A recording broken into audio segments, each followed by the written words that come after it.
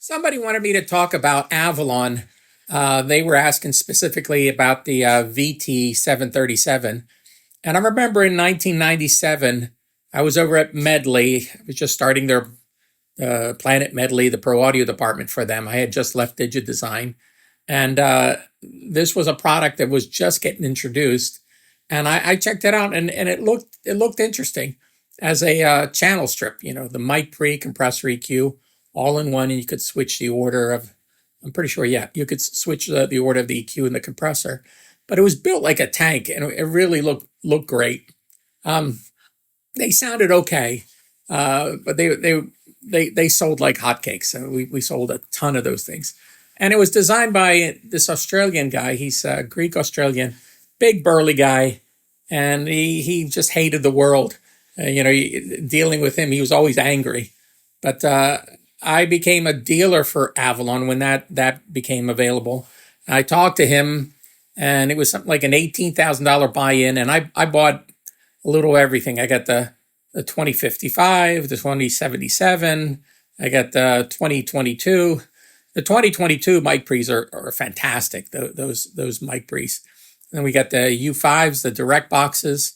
So I got a little of everything in, and I think it was like 18,000 was the buy-in. It may have been more. And he said, "Okay, you're exclusive." And I remember it didn't take long for him to open up Washington Professional. And I called him, and he said, "Well, you live by the sword, you die by the sword," which made no sense to me at all. But I said, "All right, fine."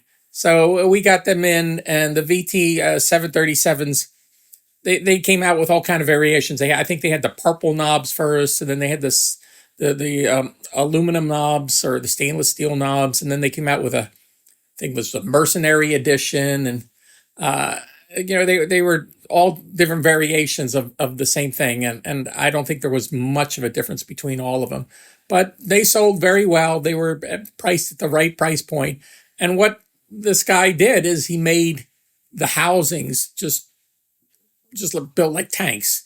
But sound quality wise, the mic pre's there are better ones out there. But having it all in one package, that was kind of a really nice thing for a lot of people. They just kind of gravitated toward it, and they understood how to use it. And I remember, I forgot the guy's name in Australia, but his partner's name was Konstantin Psorakis. He was a Greek guy. He went by the name of Khan. And he came out to see me in Bryn Mawr, Pennsylvania, and he showed me the 2055, which I think was the EQ, and we had the 2077, I think was the compressor. And then we went out to dinner, and we became really good friends. Me being Greek, him Greek, we inside jokes, that kind of stuff. But we always kept in touch, and he would always check up on me to see how things were going. But one thing I remember with Avalon, they never really designed anything new. It's kind of like they did that. They sold a ton of them. They did variations of them. And then I think it went for like 10 years, nothing happened.